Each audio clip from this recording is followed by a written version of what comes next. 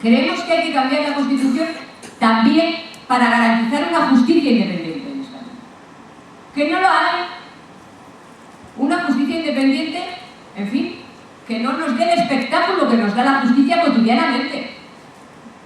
No puede ser que el Consejo General del Poder Judicial sea un órgano compuesto por delegados de los partidos políticos. Por mucho respeto que tenga yo a cada uno de los magistrados que están allá. Pero es que están puestos por cooptación, por cuotas. No puede ser. Porque es que entonces no es justicia y no es independiente. Y se vulnera un principio básico. Ahora, para cambiar eso, hay que cambiar las leyes. En el caso del Consejo General del Poder Judicial no hace falta cambiar la Constitución, pero sí la ley por la que se regula el órgano, cómo se compone y cómo se eligen a sus representantes. Hay que volver al modelo anterior. No puede ser que lo votemos nosotros, que lo decidamos solo nosotros y por cuotas, para vivir este espectáculo que estamos viviendo, de los que hablan en nombre de la mayoría progresista o la mayoría conservadora. Pero ¿qué espectáculo es este? Lo mismo digo del Tribunal Constitucional. Hay que cambiar también el sistema de designación del Tribunal Constitucional y el número de miembros del Constitucional, para que sea impar y para que sean elegidos con mayores exigencias de antigüedad y además que en la última legislatura no hayan sido afiliados de ningún partido político, de ningún sindicato o no hayan estado en ninguna asamblea legislativa. Y para eso hay que cambiar la Constitución. Hay que cambiar la Constitución para que al fiscal general del Estado se le elija con otros criterios. Por ejemplo, con criterios similares a como se elige el defensor del pueblo.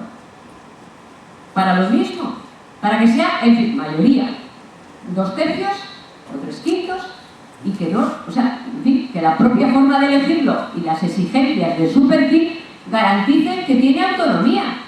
Una vez le expliqué estas cosas al presidente del gobierno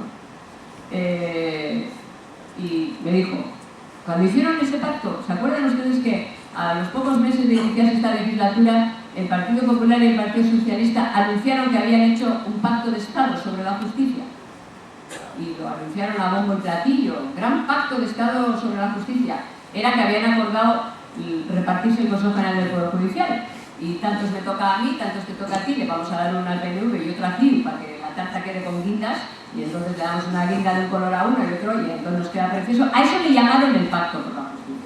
El presidente del gobierno hizo después una ronda con los portavoces de los partidos políticos y nos explicó, en fin, lo que era el pacto y tal, que mira, esto no es un pacto, vamos, esto no es el pacto de la justicia, esto es un reparto de poder entre vosotros. Me expliqué esto que les estoy explicando a ustedes con un poquito más de detenimiento. Le dijo, mira, no, esto es que es imposible, esto que dices. ¿Por qué es imposible? Hombre, es imposible porque, en fin, al final los ciudadanos nos piden responsabilidad a nosotros. Como me llamo, tú sabes esto de los 3 poderes, ¿no? Legislativo, ejecutivo, judicial. Tiene esta cosa en la que a cada uno le pide responsabilidad por lo suyo, ¿no? O sea, pero, en fin, esto de que a ti te piden por todo, no. Mi padre Mariluz estuvo aquí la semana pasada y a mí me dijo, ¿por qué no cambiamos? Sí, porque no cambias la ley, sí, pero tú no tienes que dictar la sentencia, o sea, a cada uno nos toca una cosa y tal, ¿no? Me dijo, no, es que tú no te das cuenta, porque que al fin y al cabo, a ver, ¿qué pasa en Estados Unidos? Me dijo, ¿en Estados Unidos qué pasa? ¿Sí? ¿Supremo de Estados Unidos? ¿Quién lo logra? Directamente el presidente. Aquí al fin y al cabo lo elegís en el Parlamento, aquí hay un acuerdo. Y yo veía que me tomaba el pelo, pero no, está haciendo un examen a ver si yo me lo sé de los Estados Unidos y se lo contesto y esto, ¿no? Y digo, hombre, sí, es verdad que en Estados Unidos los elige el presidente. Hombre, es verdad también que después pasan un examen que a algunos se lo rechazan. O sea, que realmente el examen es de verdad un examen. Y sobre todo, mira, presidente, lo que distingue la cuestión es que ahí es por vida. O sea, que cuando le nombran hasta que se muera se queda. Y si antes de entrar en el Supremo, en la Corte Suprema, era un poquito dependiente, al día siguiente es completamente independiente. Porque nadie le puede revocar de ahí. Suponiendo que llegara uno que... Hay naturalmente aproximaciones, proximidades, pero la forma de elegir garantiza el nivel de independencia con el que tiene que funcionar. Y en España la forma de elegir garantiza el nivel de dependencia. Entonces, hay que cambiar la ley, no vale solo hacer un discurso. Hay que cambiar la Constitución también para eso.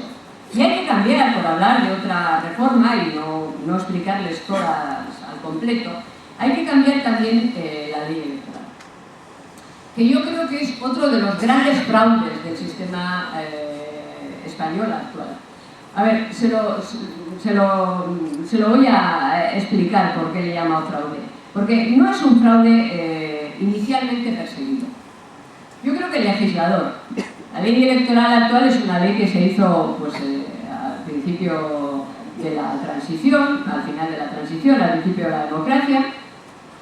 El legislador en aquel momento tenía presente que veníamos de una dictadura, tenía miedo de que hiciéramos un parlamento con 20 partidos políticos, todos pequeñitos, todos incapaces de entenderse, incapaces por tanto de responder al gran reto que teníamos, que era construir la democracia. Y hizo una ley que prima el bipartidismo, pero buscó primar el bipartidismo. Dos grandes partidos nacionales que tuvieran más posibilidades de poderse poner de acuerdo entre ellos, de poderse entender. Y al primar el bipartidismo, los dos grandes partidos nacionales, por derivada y por la forma en la que está constituido el Estado de las autonomías, cosa en la que en aquel momento el legislador no pensaba, porque lo del Estado de las autonomías nadie sabía cómo iba finalmente a funcionar, pues prima también a los partidos que solo se presentan en una comunidad autónoma. Entonces tenemos en España un bipartidismo asimétrico.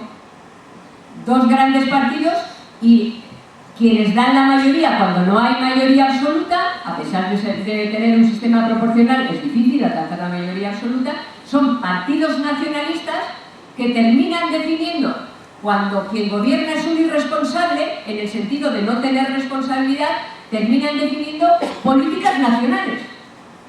Porque hacer acuerdos con los nacionalistas es algo lógico y positivo. La cuestión es el contenido del acuerdo. ¿Cómo puedes acordar un partido nacional el modelo territorial del Estado con un partido que no cree en el Estado español? Y que cree que cada comunidad autónoma es una nación y por tanto cada comunidad autónoma debería ser un Estado.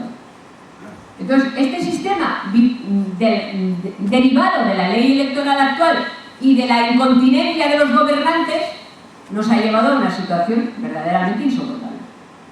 Hay que cambiar la ley electoral para garantizar que el voto de cada ciudadano pese lo mismo al margen de la parte de España en la que viva o del partido político al que vote.